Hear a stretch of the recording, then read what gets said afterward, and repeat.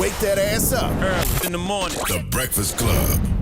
Morning, everybody. It's DJ MV Angela Yee, Charlamagne the Guy. We are the Breakfast Club. We got a special guest in the building. Now, you say we got a special guest in the building every day. That's right. Today, we really do got a special fucking guest. That's right. Samuel L. Jackson is Hey. here. The legend, the icon. Welcome. Good morning. Good morning, my brother. Good morning. Do you like getting up this early, first and foremost? I'm up this early every day. Okay. Actually, if I'm working, I'm definitely up because I'm headed to set by 5:36. But if I'm at home, I'm headed to the golf course at 6 o'clock. Oh, so that's just part of your routine. Get up, go golf.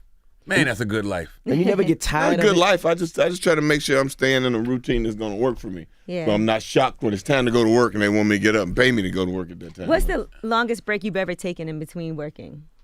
Ooh, maybe. I guess when I was on Broadway, but I was still working. Yeah, that's work still. Yeah, but I wasn't getting up in the morning. I was just going to do the show. Because even like this year, you have a lot of movies coming out, but in between filming, like, have you ever said, you know what, I'm going to take a 6 month Well, I usually hiatus? take a month off every year, though. I take a month off and really go on vacation purposely. That's not that long, though. A purposeful still. vacation. Yeah, you got to tell us your routine, man, because I look at you and I say to myself, I got something to look forward to at 70, because you look motherfucking good, man. Thank you. What do you do to stay so youthful? I have no idea. I mean, Come on, man, you got to have He some takes type butter. of routine. I try to stay stress-free. Okay. That helps, you know. What about vegan? You eat meat? Yeah. There goes Now, I that was a theory. vegan for a minute. I was a vegan for about 7 months. And you started getting sick. No, I didn't. Okay. I lost so much weight, I almost lost a job. And they said, well, if you don't gain 15, 20 pounds, we're going to have to recast. So I went straight to Shake Shack and got my life back. You got your life back together. So what else do you do? It got to be more than just... I do Pilates and I play golf. That's That's it. it. How do you stay stress-free, though? I make enough money that I don't have to worry about what's going on. You know? I mean, folks say money won't solve all the problems, Yeah. but it solves enough of them that I don't have to think about them. But you didn't come from money, though? Like, No, I didn't. Yeah. So I was looking at you was born 20 years before the Civil Rights Act in 1964. So how, 48. Yeah. So how different did the world look then as opposed to now? I grew up during American apartheid. I lived in Chattanooga, Tennessee. They had signs, I knew where I could go, where I couldn't go, what I should do, what I shouldn't do, all those things. And you kind of look at life and go, okay. And then when I hear them say it now, make America great again, I go, what are they talking about? Yeah. Because You know what I that remember means. what they thought making America great again means, or Right. what it all means, or who needs to be, subverted or shut up or pushed back or, be in charge of. How did that not harden your heart, though? Like growing up in that era and seeing how white people used to treat us? Well, a loving community and people who make you understand that, you are great people and there's a reason that they do this to you. That they try to keep you back because you are the richness of what the world is. That you offer something that they don't have and they know they can't have it, but they want to control it. So, you listen to those people, you have the right teachers. My whole school life was black. I didn't have white teachers until I got to Morehouse. When I got to college. So I had teachers that taught my mom and her brothers and sisters, so they knew what the expectation was in my house. They knew that people expected me to go to college, so they pushed me. They loved me. They spoke to me in glowing terms and told me that I was somebody, or the books that we got that had pages torn out, they would tell me where I could get the information that I needed, or they got it for me. So people nurture you. And, even the kids that they knew weren't going to college, that they knew were going into the workforce or going into the service, they guided those people into those places because the teachers cared about them, because they knew those families, and there was a community of black people that took care of each other, on both sides of town. I got to remember that when it comes to my daughter, because when I let her see something like When They See Us, even like a movie like Django that's about slavery, she's like, why do white people do that to us? And I never know the answer to why. What kept you focused? Because your career really got started when you got a lot older. What kept you focused during all that time to be like, I know this is for me? I loved the theater and I loved acting, and being here in a rich community of creative people is invigorating. We went to each other's shows. We watched each other work. We went to auditions together. We talked. There was no enmity. Everybody was, great together. And when you're in a rich environment of creative people that share the same goals, everybody was trying to get somewhere, or everybody had a different idea about how it was going to happen. And there was enough going on or enough people moving. It's like we're doing a play and all of a sudden Denzel is like, he plucked out and he's gone. She's like, okay, so Denzel got their TV show, now he's doing movies. Okay, boom. Then we're doing another play and Morgan gets plucked out, boom, he's gone. He's doing Street Smart and he starts doing all this other stuff. Alfred's gone, Wesley's gone, Fish is gone. So you know you're in the right place. Right. It's just a matter of when your time is coming and not being envious or jealous about it. And sometimes, like me, finding out that I was in my own way. So once I got clean, everything kind of changed. So there's a very distinct correlation of me changing my life and being focused and clear about what I needed to do and my success. So when people say, well, you know, you go to rehab and you do this, you do that, I was a week out of rehab when I started doing Jungle Fever. So I didn't really need makeup. I was still detoxing. Was you typecast? That sounded like you was typecast. No. So by the time I got there, I mean, I walked on set and I went to the craft service table and the Fruit of Islam was the security. They were like, man, get away from the table. Because they thought I was just some crackhead. Yeah, Spike Man's going, no, man. He's in the movie. Sam, he's in the movie. But the correlation between my career changing and me getting straight is very clear. So when people talk about relapse and this, that, and the others, that is part of your recovery. It's not. You know, it's understanding that I never did one or nothing. So as long as I understand that and I get up every day and I realize today is another day, I got to stay clean, I can still deal with it. They tell a go, story. yeah, but that's been 20 years there. Don't you know? It's like, still that guy. What was your drug of choice? Was it crack? Yeah, that was my drug of choice. Alcohol was my drug of choice. The drug of choice was the drug that was in front of me.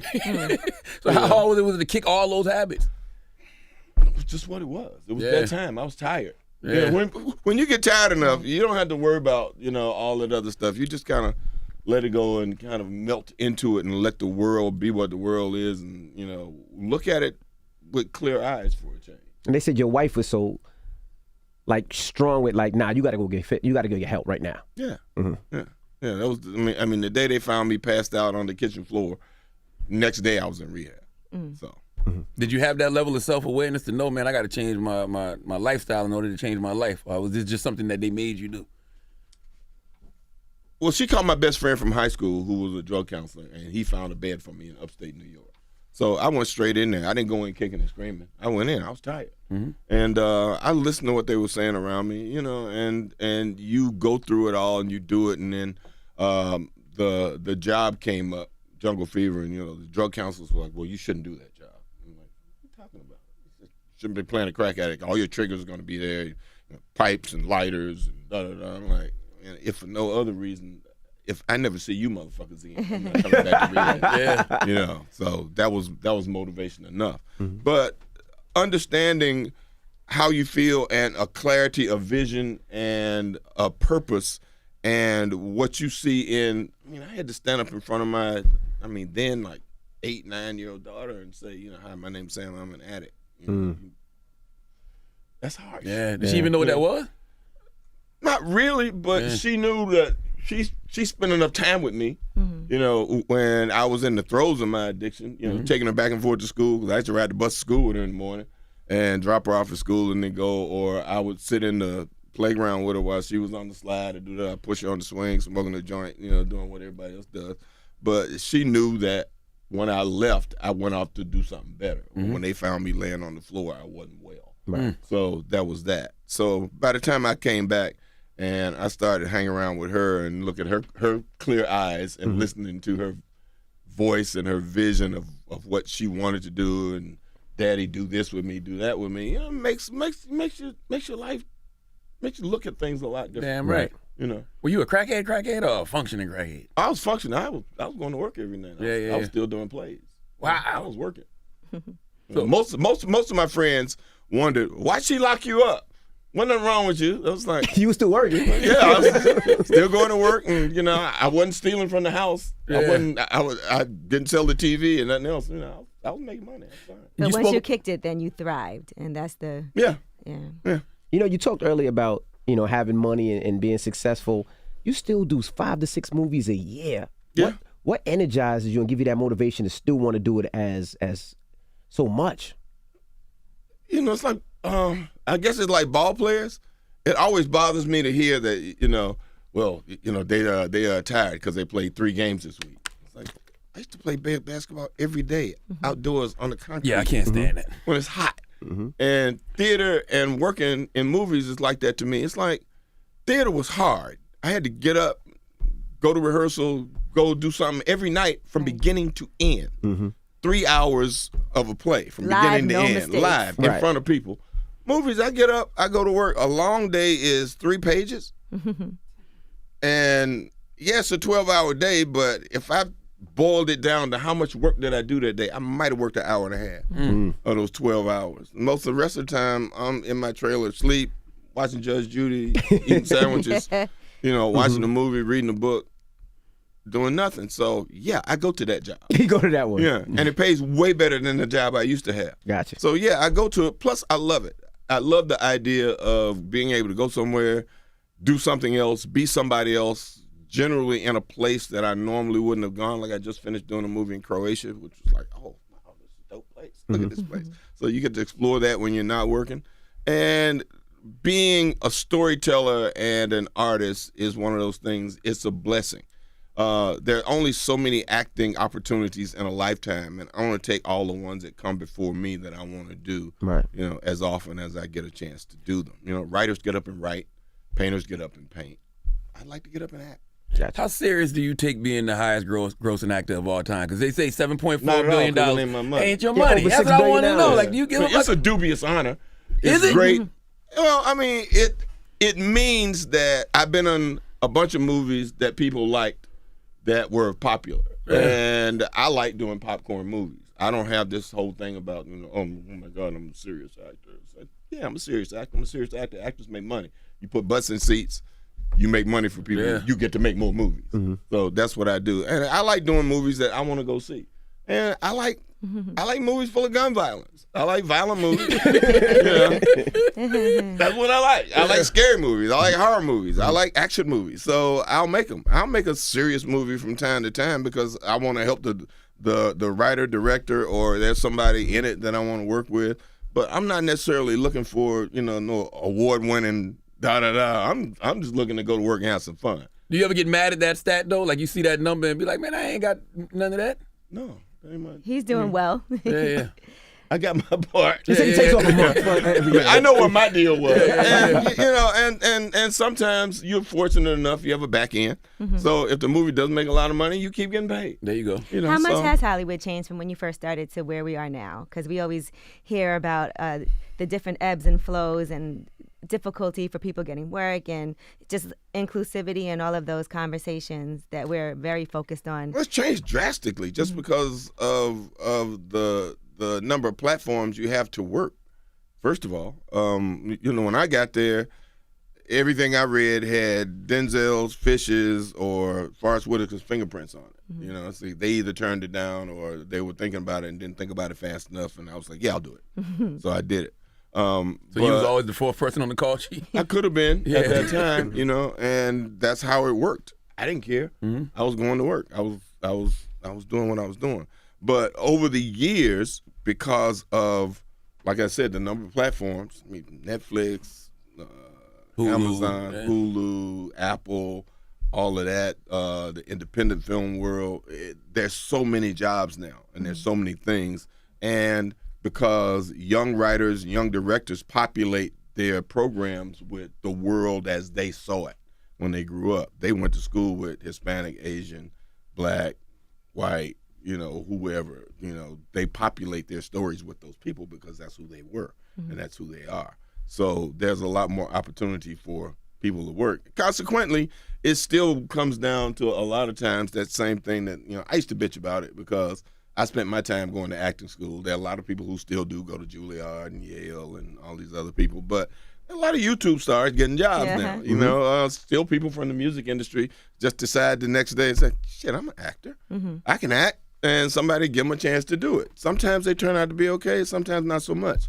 But there's room now for everyone to work. Who surprised you by being really great on set that might have come from the world of Instagram or YouTube, and you were like, oh, they were actually really good?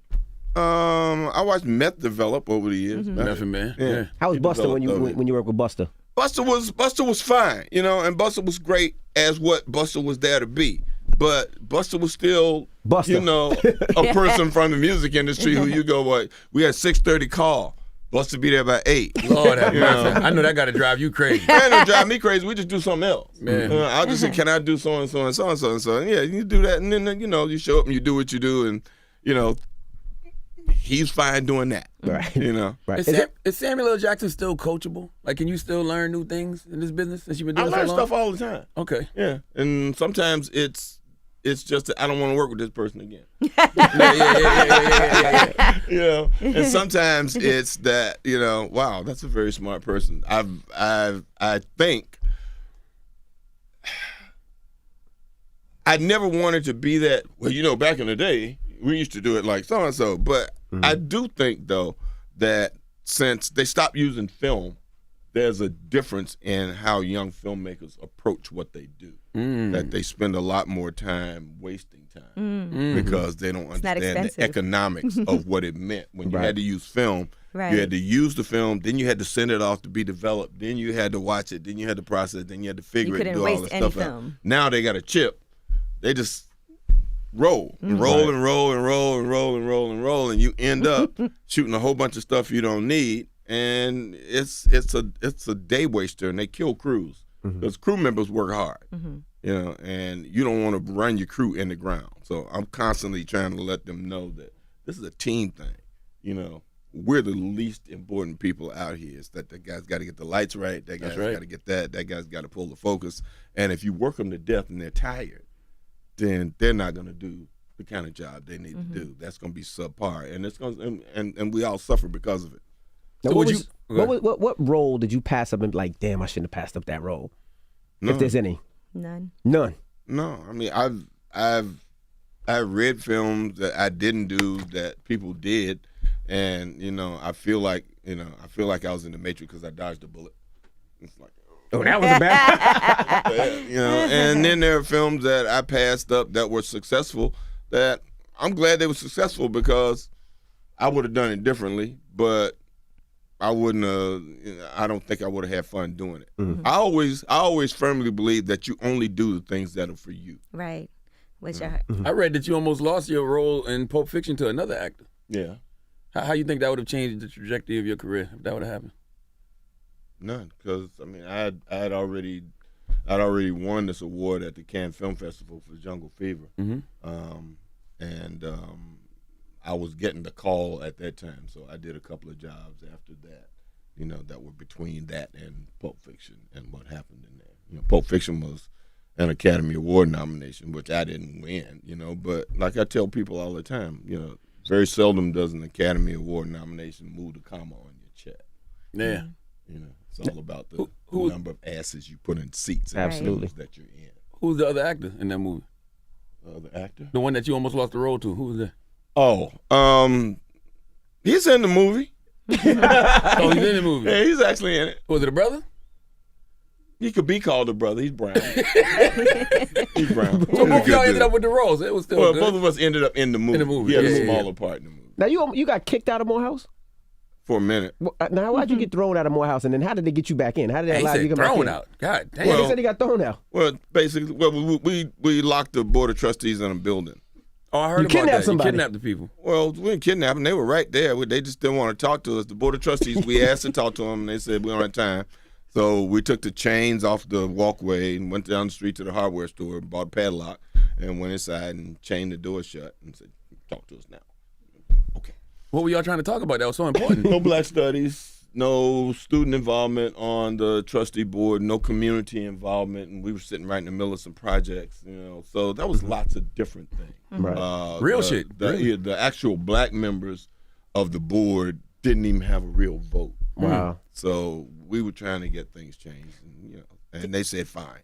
We did it, and then they did the whole bullshit. Yeah, well, we get it, and you guys will give you amnesty. So when everybody left, when school was out, they called a specific group of us back and summarily kicked us out of school. while that was happening. And in the middle of the next year or so, my mom threatened to sue him. So okay, he can come back. Yeah, let you back in. Wow. Now you worked with John Singleton on the first Shaft film, right? How did him passing change? How did it change the significance Shaft of the film? His first. Not at all. The film was done. It was done. The film was finished, wrapped in the can. Tim was off doing something else. He and Tim were good friends. Actually, John and I were about to do a film this fall. Wow. So I was kind of bummed. Is that film still gonna happen? I was in Croatia. Yeah, it's gonna happen. I guess I'll find the right director now. But yeah, I was really bummed because I had just seen him. We had just talked. We had just spent some time together talking about this other film, how we wanted it to happen, and how much fun we were gonna have. You didn't want John on Shaft? I didn't have anything to do with that. Okay, got you. But no, John was busy doing his TV shows. TV show was dope. Yeah. Yeah, Snowfall. Snowfall. Yeah. That TV show was awesome. So Do you let's love Shaft? The movie, the character, the Richard character, my character. That was just crazy how you What asked do you that mean? question like that. What are we talking about? Yeah, did How you does switch? Shaft make you feel?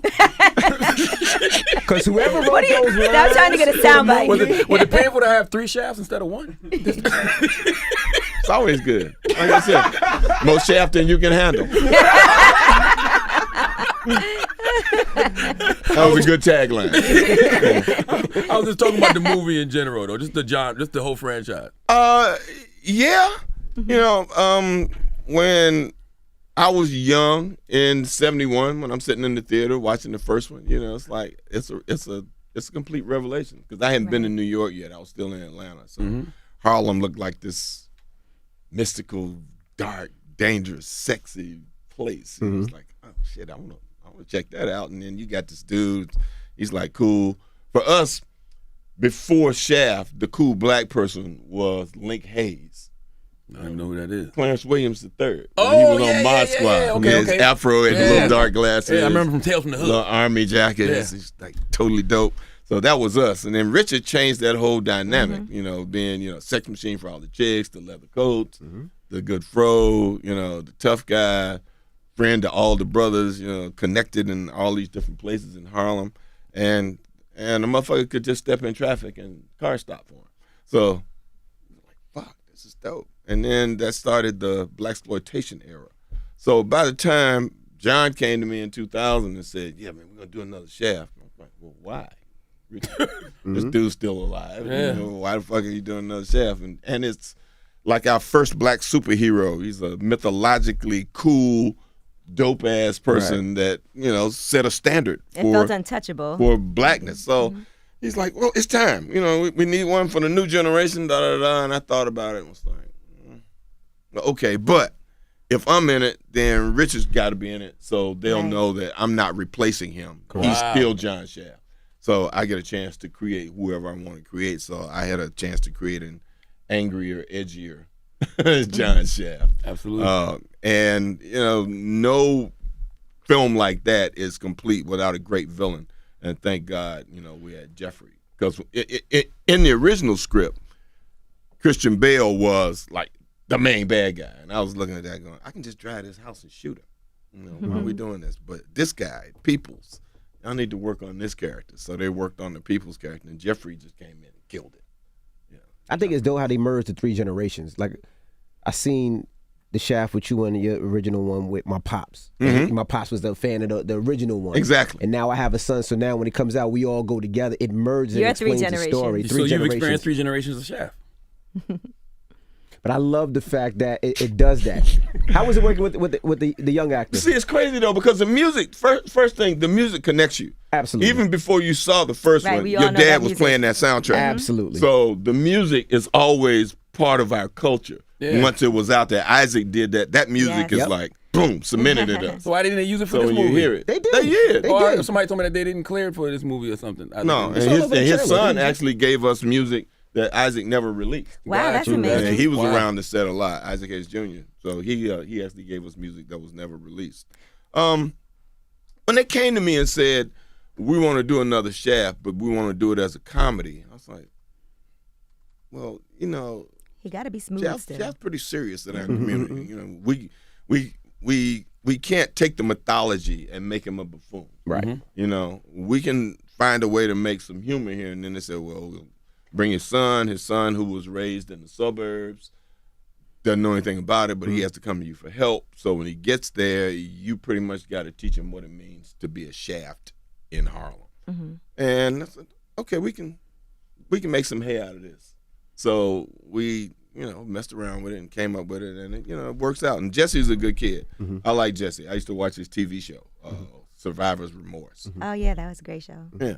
So I auditioned with a lot of kids. He was the one that stood out, and there's a very interesting contrast and a very great dynamic between he and I. It works really well. We have a really good chemistry together. And his mom is played by Regina Hall, who is just an amazing Phenomenal, actress. absolutely. She kills it. So let me ask you about Harlem today, right? Because this is Shaft 2019. So what kind of role does Harlem today play? Because it is different than what Harlem was like even 20 years ago. Well, if you look at ours, you can't really tell that. It looks like it did when I lived up there in the 70s.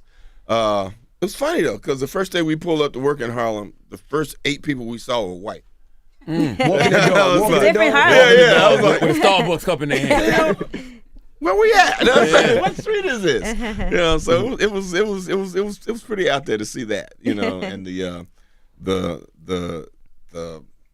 change of the, I guess, culture. Yeah, because you've seen it since Juice. Yeah. That's crazy. Yeah, and I lived on 143rd Street between Amsterdam and Broadway for 19 years. Right. That was our house. So to see it, or to be able to walk from my house to 125th Street, or walk up and down 125th Street, I missed the dude selling bootleg tapes. They still out there on 125th. Not too much anymore. No one's selling bootleg tapes anymore. I mean, not tape, but you can still catch some old DVDs. Hell yeah, especially when it comes to People don't even have old DVDs. People don't even have DVD They players. still sell like hidden colors and all that stuff like that. Like definitely still be selling a little bit of it. Oh, man. A little bit of it, not a lot. Yeah. Well, You're not making much money. That's still the people selling, African jewelry and patchouli, patchouli and little incense. The oils, The shea butter. cologne. Yeah, you can get that. Yeah. But, the licorice root and all that other stuff that I was used to getting when I walked up and down the street and seeing it, it's changed. Yeah, a lot. What about social media and modern technology in this Shaft? He's the kid that understands that in another kind of way that my analog ass doesn't necessarily understand. That's part of the generational difference that we use in the film to create humor, and how he can show me things that I didn't know. And there are some slightly un-PC jokes in here that he helps fix also. There's a whole joke about this organization called Brothers Watching Brothers. We keep questioning That him sounds about. like the sequel to Shaft right there.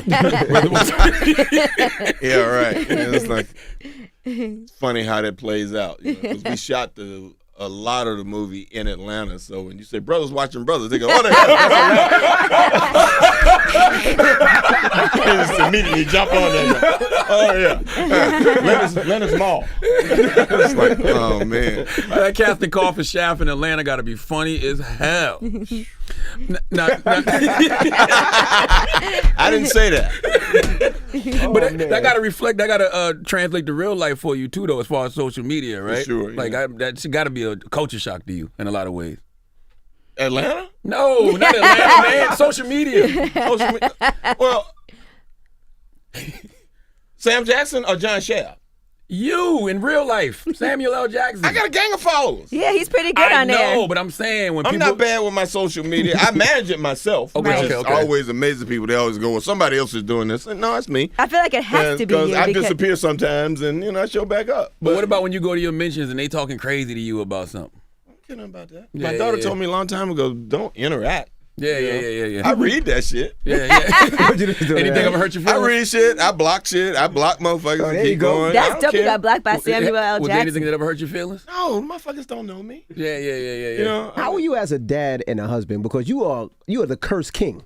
You will curse and will you like that as a dad? And He ain't cursed the whole interview. I don't Pretty know. much. You have Charlamagne. Yeah, pretty much. Oh. But you probably used to hearing me do it, so you don't. Yeah, I didn't It even know. slid right past you're us. right. I was. I'm that guy. I mean, I never baby talk to my daughter. I just talk to her. what do you mean? No Google Gaga. No, you're not supposed to do that. You're supposed to talk to them like I talked to her. they're adults. I heard her, say "fuck you" to her friends when she was little. What did you say? Good girl. I go, look, you can talk like that to your friends, but you can't talk like that to grown people. Okay. And she'd be like, Did you ask what did they do? And you're like, yeah, fuck them. no, I can hear him talking. I can hear him talking or whatever. Or my wife tells this story. We actually went to a friend of ours' wedding in Detroit, and this lady was carrying Zoe, and she said, "Baby, you want some of this food?" And Zoe looked, and she was like, "What is that shit?" And the lady was like, "What?" And then she said, "Who, baby?" And she said, No, that shit looks fucked up." And the lady just put her down. It's like, who baby is this? But that's who she is. So. Yeah. But we never shielded her or talked to her. Plus, she went to the theater with us Yeah. all the time. When she was small, we had to go to work. So we'd take her to the theater. She'd hang out with the stage manager.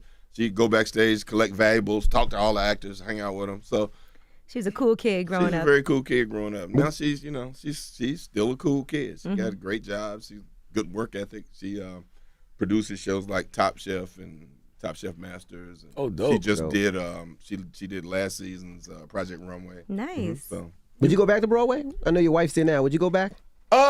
yeah, I think about it all the time. I mean, I like doing plays. I like the live audience. I mean, nothing beats the sound of that. Right. Those checks they give you in Hollywood is great, but it's not like I see them. Okay. But I love the applause. I love going to the theater.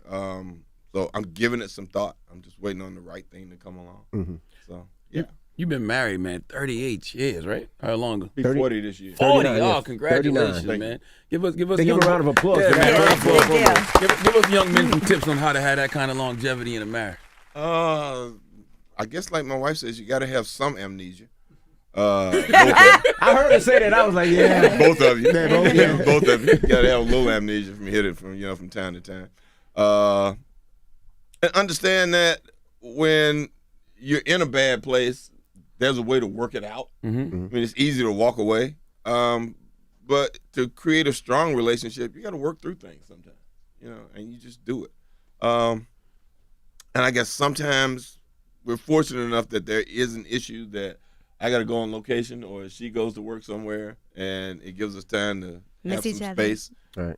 think about it, let it breathe, and you're able to look at it. And sometimes you just got to say you're sorry when you ain't. Yeah. And you got to own it. Own that, own the I'm sorry, and just let it go and just keep on moving. Well, today is National Black Men Don't Cheat Day. So, National Black Men We just Don't came up with Cheat that, Day. man. Black men don't you cheat. made that shit? And there ain't no makeup. We changing the narrative. That's right. Black men don't cheat. Just today? No, man. Thank you. That's what I said. We're celebrating. For one we're day, y'all not celebrating cheating? monogamy. Okay. And For men one that day. are faithful Black men to don't their cheat. women.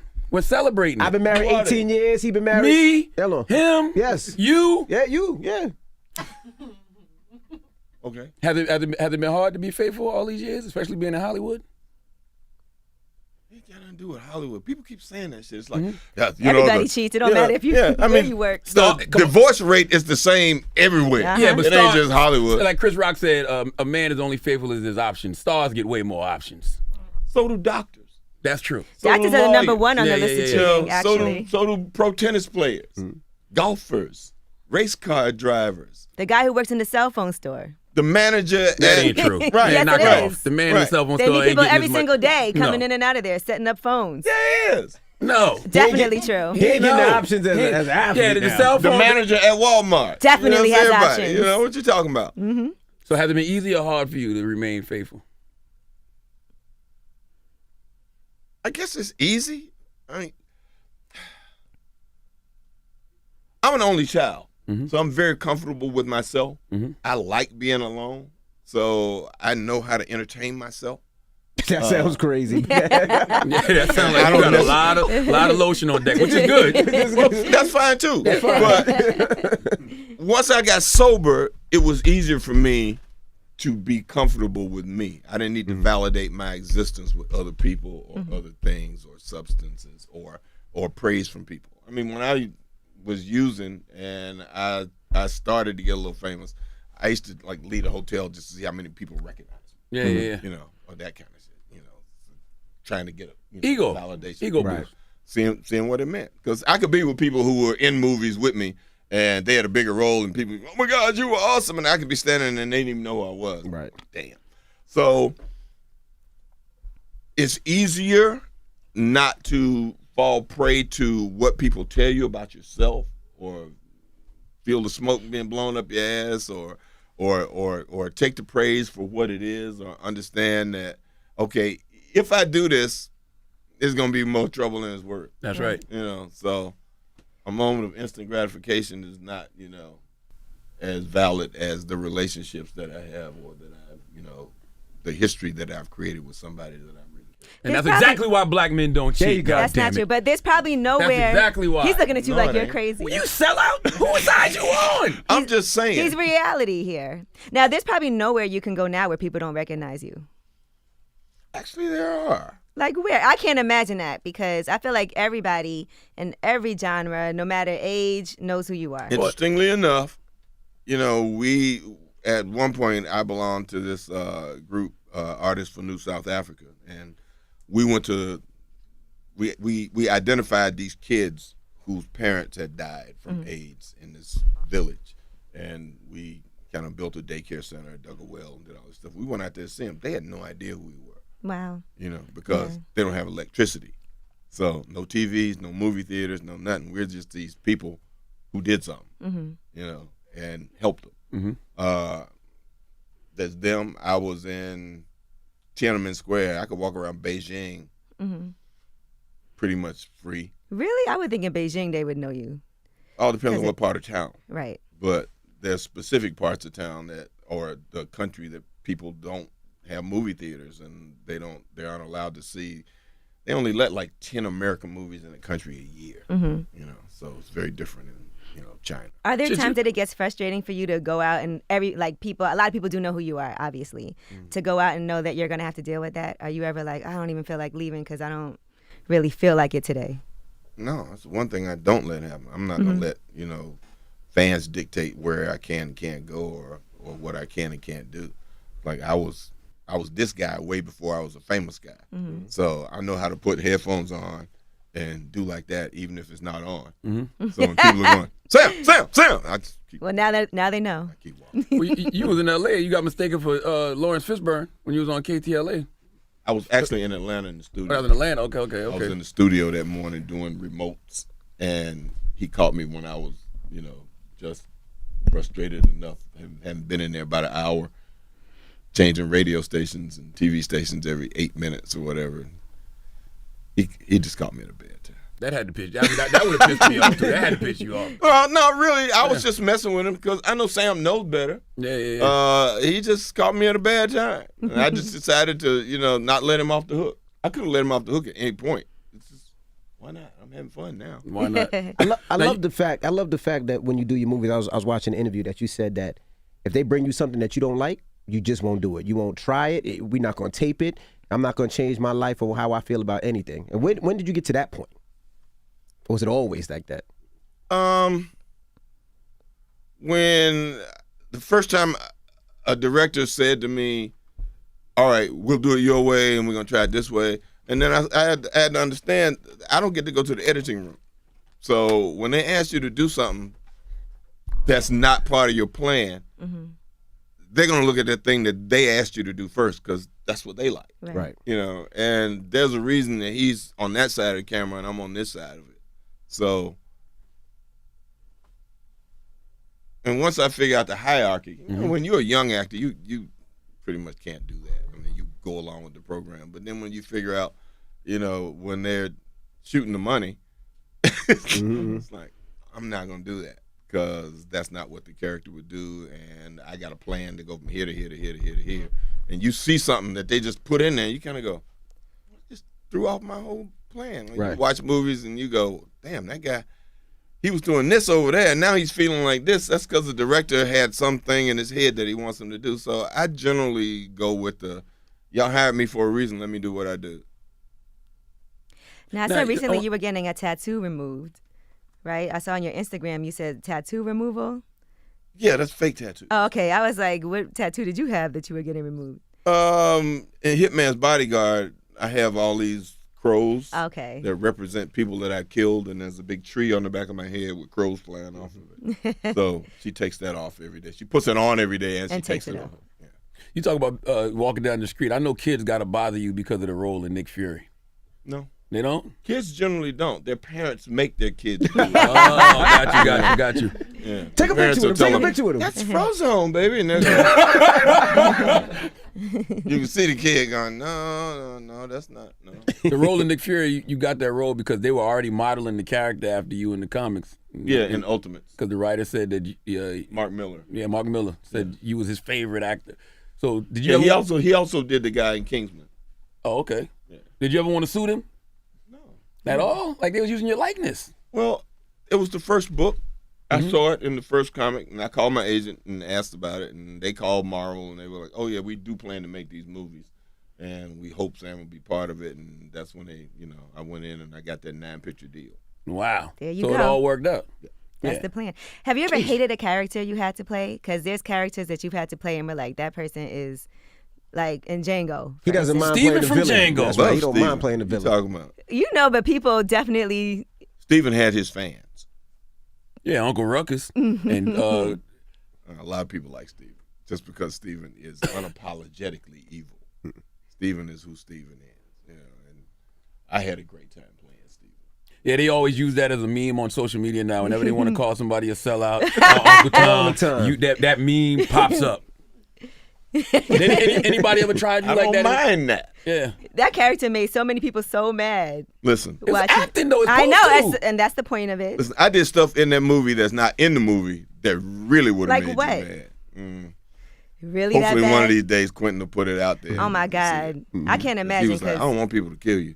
Because that's another case where I saw the movie. It's like, man, what happened to my scene? It's a little too much. I can't even imagine what he might have done that was worse than what we saw. Really? I mean, I can in my head, but Yeah. Would you do that role in this political climate? You got all these woke people. Yeah. Yeah.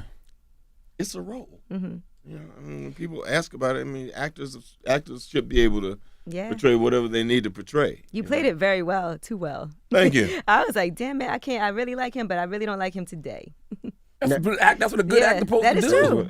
true. Now Samuel Jackson got to leave in the second guy. But you still enjoyed him. I did enjoy it. He come on. definitely made you that movie. enjoyed You're right, Who you're that right. nigga on that nag? That was You the just villain. come on now. Come on now. As soon as you saw him, he's like, oh my God, what is he talking about? In the big house? He gonna sleep in the big house?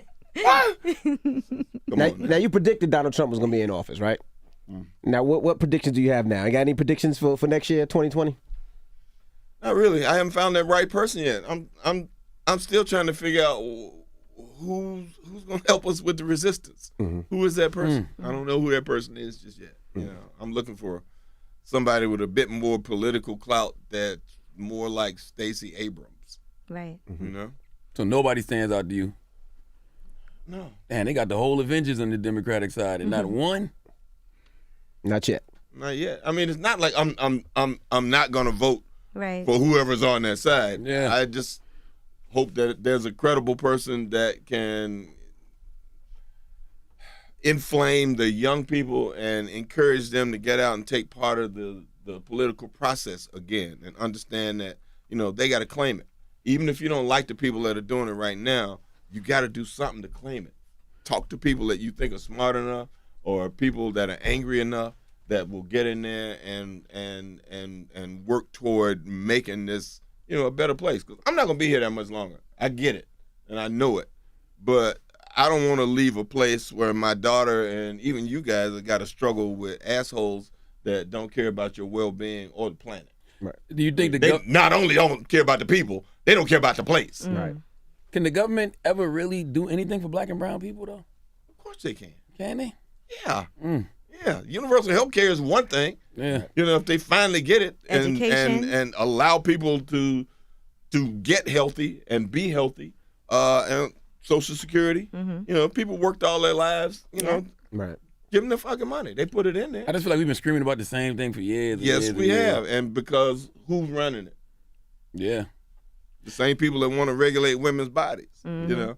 Because I don't even think all that's about, you know, all women's bodies. Because they don't care if y'all still get abortions. Right, at all. They just want to stop everybody else from getting them. That's why I don't like you saying you're not going to be here because you 70, but all of our Joe Biden's 74. Why should I vote for him? He may not be here. Well, you should vote for him if there's no other choice, Right. because there's no other choice. Yeah. But you're right. You do want somebody who's vibrant that's going to be here. I mean, everybody probably would. We would have been happy if Barack could have had another term. Absolutely. You know, and this fool's talking about, well, I want to stay. He might not go. You know, that might start a whole nother fight too. I was So thinking we never that know. same thing, yeah. You know, Well, we appreciate you joining us. I know you got to go. Coming to America.